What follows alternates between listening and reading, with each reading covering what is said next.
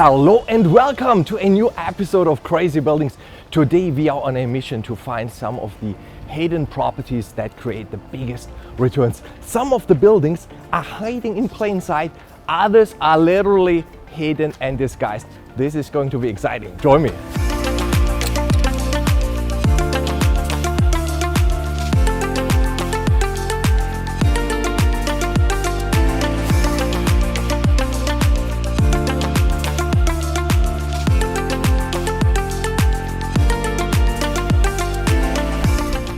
The first site we are visiting today is probably the craziest building that we have ever had on this channel.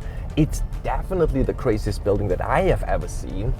And I'm not even sure whether one should call it a building or not, but it is a man-made structure built from steel and concrete. So yes, it is a building, just a humongously big one and a somewhat uniquely shaped one, organically shaped. And that is because it is a so-called man-made mountain, a structure as big as dozens of shopping malls combined and then covered with grass and trees. But what is inside? Let's find out.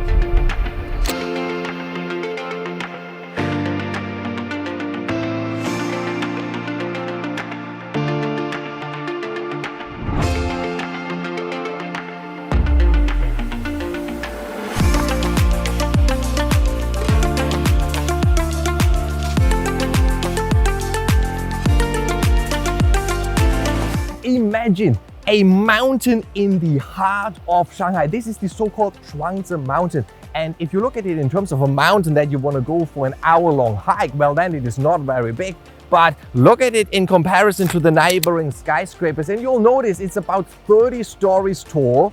It is as big as about 100 IKEAs or Walmarts combined. And inside is something that is very valuable in a big city like Shanghai: parking lots. Even in a less central location, a parking lot here goes for about $100,000 a lot, and we have space for thousands of parking lots in this building.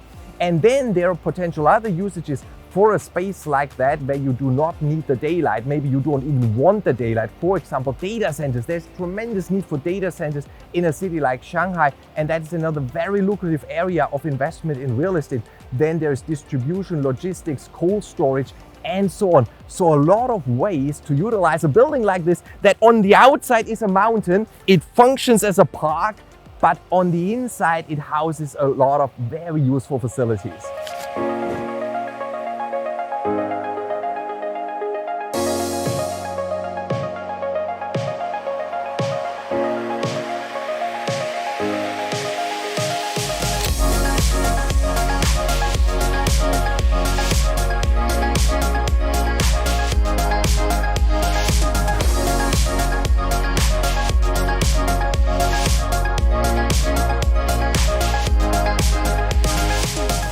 There are other spaces which are actually hidden inside of skyscrapers, because in a tall building, usually every 20 or so floors, you have a tech floor, also called refuge floor or utility floor.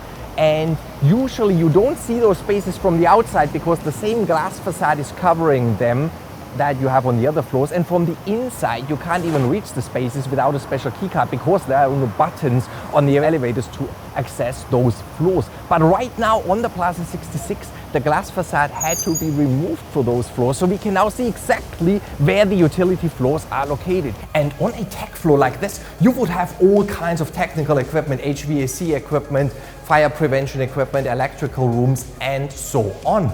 And then you would have some open area which functions as a rescue or refugee area.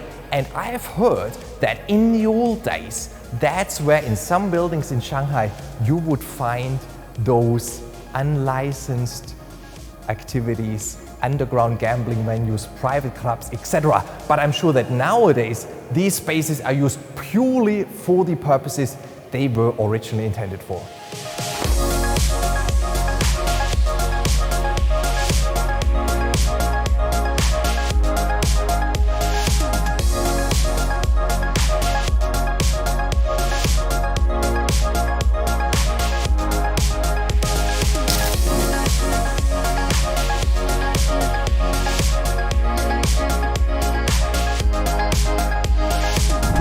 Now here we have a building that looks quite normal. It is not hidden in any way, but it is a kind of a hidden champion. It is another car parking facility and a highly efficient one at that. One drops off the car, it gets parked and retrieved automatically, and in this way an enormous amount of cars can be parked on a very small surface. This kind of a building doesn't need any air conditioning, it doesn't need washroom facilities, it needs very little maintenance, and as far as I know, it produces healthy double-digit returns.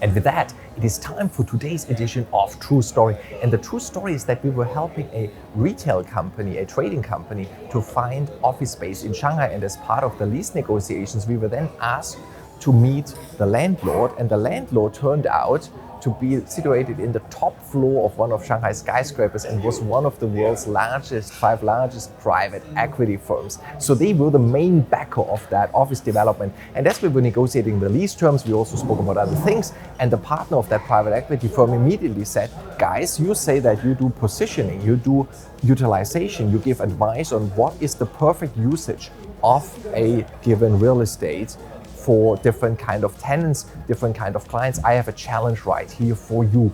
We own a beautiful development in the best part of Shanghai, in Shanghai's Xintiandi area. And there we have an underground space that we find very difficult to utilize because luxury fashion brands don't want to go into the underground. But other usages, let's say a supermarket, find it very difficult to create enough revenue to then pay a high enough rent. So what shall we do with that space? And we did what we usually do, and we said, let's start with the human beings in mind. The people, the ladies and gentlemen that will frequent that space. What will they like to have? And then we made a list of the things that are possible, and a list of the things that actually want to be in the underground, that benefit from being there. And we came up with the perfect match of those two and said, why not you convert the space into a wine cellar? And the partner immediately loved the idea, and just 4 months later, you guessed it, the space got converted into a wine cellar. And that turned out to be a very good usage for that space. It was used like that for many years. And it goes to show that when it comes to development and positioning of real estate, it's not so much about the idea and vision of an investor, of a developer, of an architect, but it is all about the human beings that occupy and use a space. Thanks for watching, and please do like and subscribe in order not to miss the next episode of Crazy Buildings.